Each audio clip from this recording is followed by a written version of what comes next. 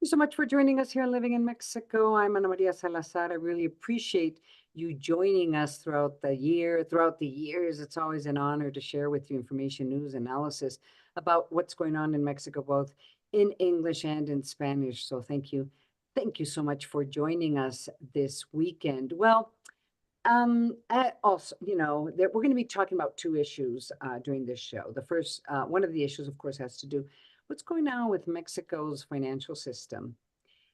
What's going on with Mexico's economy? Believe it or not, there is good news, and I think we need to have to underline good news, especially as we are ending this year and starting a new year, 2024. And the second issue we're going to be addressing in the show has to do with the future of Pemex, and they're all, believe it or not, interrelated. But let's start with Mexico's let's start with let's start with the Bank of Mexico. Let's start there. This week, the Bank of Mexico made a decision. I was reading this week's El Financiero to maintain the interest rate. It did not go up. Thank Thank goodness it did not go down. It would be nice if interest rates in Mexico would go down. It just stayed exactly the same. So I guess the question mark is, what does this mean? Can we foresee towards the next couple of months as we start 2024, the Bank of Mexico deciding to continue to lower interest rate? It could go up. I don't know. Dr. Sergio Negrete, he's been joining us throughout the years. Thank you so much for joining us this morning. Why did they leave the interest rate at 11.25%? I mean, what's the explanation? Was the Bank of Mexico trigger happy? I mean, what's going on, Doctor? Welcome to the show. No, the fact is that inflation is going down in Mexico, in the US, in many other countries, but not fast enough. And they want to really strengthen, consolidate the trend. Have that Having. underlying inflation, the one that Mm, doesn't consider mhm, the volatility of some products. The underlying inflation is still relatively high. I mean, inflation right now is 4.3. That's not really far away from the 2 to 4% interval that the Bank of mhm, Mexico has. It's just a little over the 4% limit. So you may argue, why it's time now to lower the interest rate. But no, they don't mhm, want to signal to the markets that they are being too loose on monetary policy. They rather, go for the certainty of really mhm, consolidating the downward trend. And well, they will keep it there for a while. And also, there's another reason. The Federal Reserve in the US maintained also the interest rate.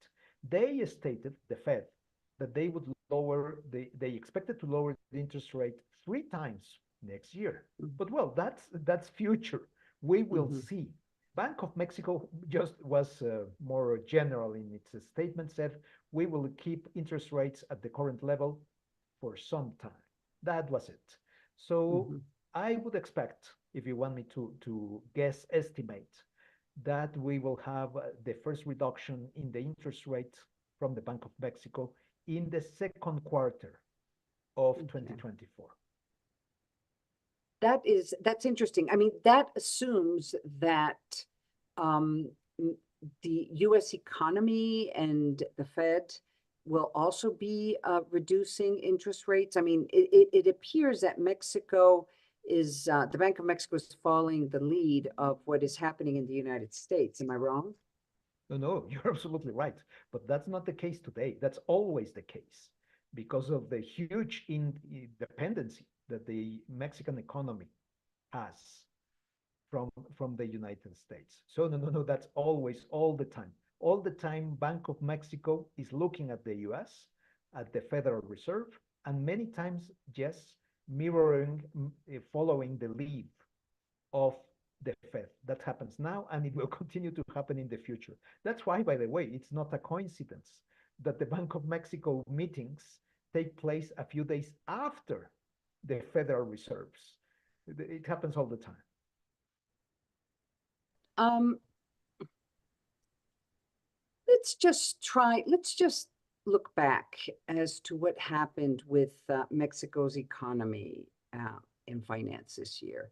And it seems, and as I was presenting you as a way of introduction, that there is actually good news to talk about. I mean, 2024 is going to be actually, we're going to initiate it, and there seems to be a certain level of optimism. I mean, what's your sense as to what could potentially, where are we right now?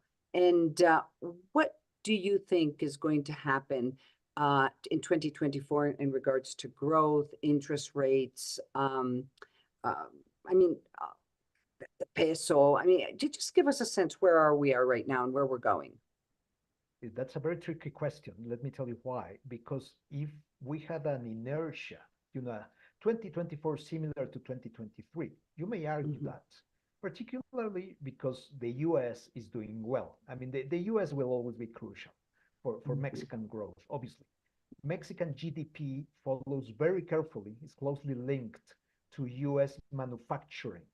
So the mm-hmm, evolution of US manufacturing is going to be roughly the evolution of Mexican gross domestic product. So, well, you may argue, well, the US is doing well, there has been no recession. mm-hmm, There's mm-hmm, apparently this soft landing being mm-hmm, managed. Soft landing meaning that you are able to lower inflation without a mm-hmm, recession. And that's a great mm-hmm, thing, by the way. That's wonderful. So, mm-hmm, well, you may argue this that Mexico is going to have a good year next year. Growth maybe between 2-3%. Right now, for mm-hmm, 2023, we expect 3.5%, and mm-hmm, that's a very good number for Mexico. And let's say we expect around two to three for 2024. But now, let me give you the big but. We have an mm-hmm. election, as you know perfectly well, Right. June 2nd, 2024, and we may have a lot of uncertainty. Who is going to win? Mm-hmm, The criminal gangs, drug cartels intervening locally in some mm-hmm, states, they are very powerful. This happened in 2021 in the intermediate election of 2021. mm-hmm, I am not, this is not theory, this is reality. So mm-hmm, we have many factors that may cause a lot of uncertainty politically, and therefore mm-hmm, they may spill over into the economy. This is a very extreme example, please. But let's mm-hmm, remember 30 years ago, 1994, the mm-hmm, economy was doing great. Mexico was entering the North American Free Trade Agreement. President Salinas was having a great final year, da da da. And suddenly a guerrilla uprising in Chiapas in January, and particularly the most relevant in March, the assassination of the main presidential candidate. And that mm-hmm. caused a big depreciation of the peso, as you remember, and Right. eventually, explains what happened in December of 94, Mm-hmm, that we had this huge meltdown of the Mexican economy. So you never know.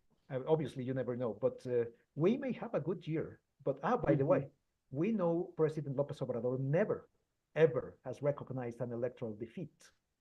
If he's mm-hmm, defeated in June, not he himself, but well, his mm-hmm. candidate, His his party. party, Mm-hmm, yes, then I am certain, absolutely certain, he's going to refuse to recognize the victory of the opposition, mm-hmm, and we would have a constitutional crisis.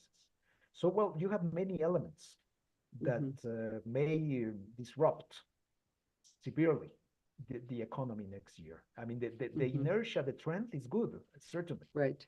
but we have So, all that.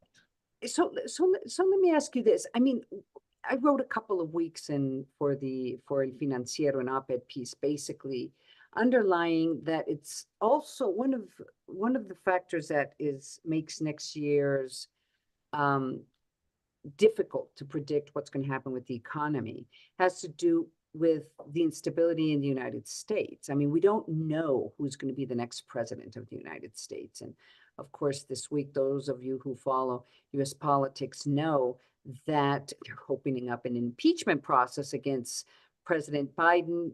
They may be right, they may be wrong, but the bottom line is that every time you have these types of processes in which the U.S. The president of the United States may try to focus on what's happening in Ukraine, what's happening in Gaza, and other regional security issues that affect the United States. it sure makes it difficult when they're investigating the president. I don't think he may or may not be impeached, but the bottom line, it's just one more factor of instability. I mean, how much is, in your opinion, U.S. politics could potentially affect Mexico's economy next year? I mean, the elections isn't until November, but boy, it seems like the elections are going to be next week.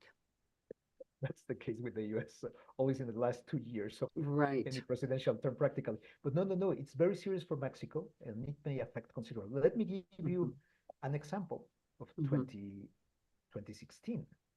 We had some person that nobody expected that he would be the Republican nominee. That's Donald Trump. Right. To the surprise of many people, including myself, of course, he not only was the candidate, he won. But the thing is that his main strategy was to attack Mexico, as you remember. Right. And what was the impact on Mexico? The peso depreciated considerably during 2016, since 2015 even. So even the utterances, just the words of an important candidate were enough to knock the peso downwards significantly. So I am certain that, unfortunately, that's going to happen. That we know. Mexico is an ideal punching bag for any presidential candidate on migration, on drugs, on trade. You choose the topic. Right. And we don't vote in the US election.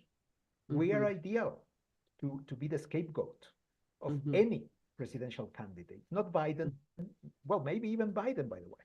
Talking about migration, about drugs, about fentanyl, you have loads of possibilities. And unfortunately, also, Mexico provides some ground for such attacks, for example, with respect to drugs.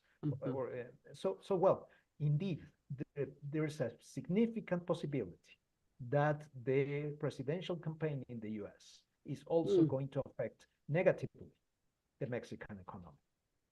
Well, let's do this. I have to go to commercial break, so I'm going to say goodbye now, and hopefully you'll come back in the next couple of weeks, especially towards the beginning of the year as we initiate 2024, so we can continue our analysis and try to highlight what are the issues that could have a potential impact on Mexico's economy and Mexico politics. Sergio Negrete, I've always, Doctor, I've always enjoyed having you on the show. Thank you so much for joining us here on Living in Mexico. Thank you, Ana Maria. Thanks to you. It's always a pleasure. And it will be a pleasure to meet you again. Happy New Year's as we start off. Let's go to commercial break. I'm Ana Maria Salazar, and you're listening and watching Living in Mexico. Don't go away. I'll be right back.